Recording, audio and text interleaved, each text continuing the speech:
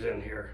I've already done one, so I test fit it just to make sure. So the problem that I encountered, and I'm going to save you a lot of time, if you have the Ridetech 4-link in this and you're doing the airbags, it comes with, well, let's just get them all out. It comes with uppers. Let me get these close. So the uppers look like this, smaller bolt hole. The lowers that come in the airbag kit look like this, okay? These will not work if you have the Ridetech 4-link kit. So after taking that shock off multiple times, the lower, I went back into my 4-link kit and found these. See, it's got that added piece right there.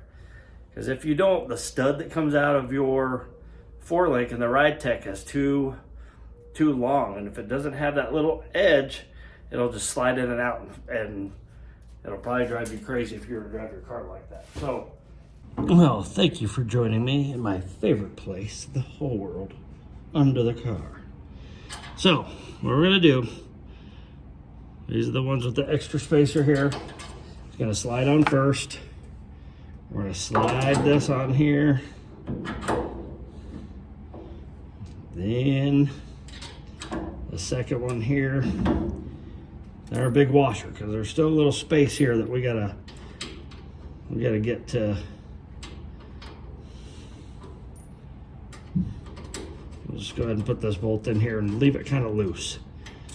That way, we got plenty of room to move this however we need to get this in here.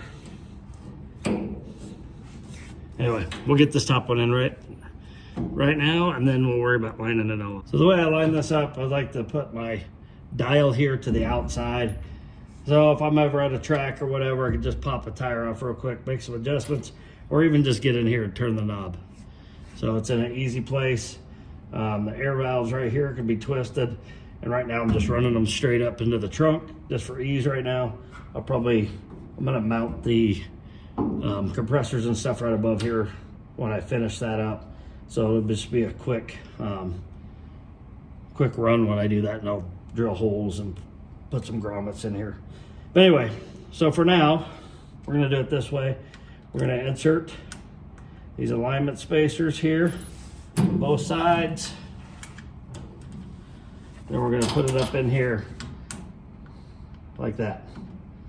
So let's get that up in there. I need to lift the car a little further.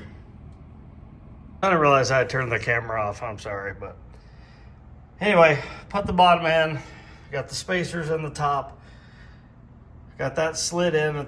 I had to go get another jack and lift and lower the tire to get that bolt aligned. A little harder on this side than the other side. So everything's tightened up. All I gotta do is run the airline out, and I'll put those Schrader valves on there, and I will be able to put some air in this, see how it's gonna sit.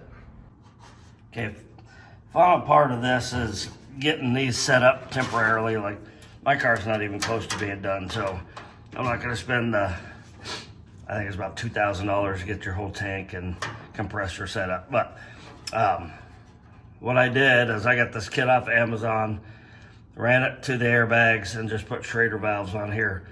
In the front I did T's so I could do them both at the same time. I just didn't. I should have ordered another one for the back. So I'll show you how I did the front so the air up and deflate the same. But you're gonna wanna be able to lift and lower this car to be able to move it until you get this permanently set up. Now here's how I did the front. These are actual Ridetech lines, the black ones, but I didn't cut them until I get it run from the front to the back. So I got this kit from Amazon, like I was talking about with that, and it includes this T valve and some Schrader valves. I need to get one to the back so I can do it this way, but I took the right and left-hand side, connected it to the T, and then it just has one single Schrader valve. So you can lift and lower the front exactly the same. I need to do the same for the back. I just gotta order one of these T's, which are pretty affordable.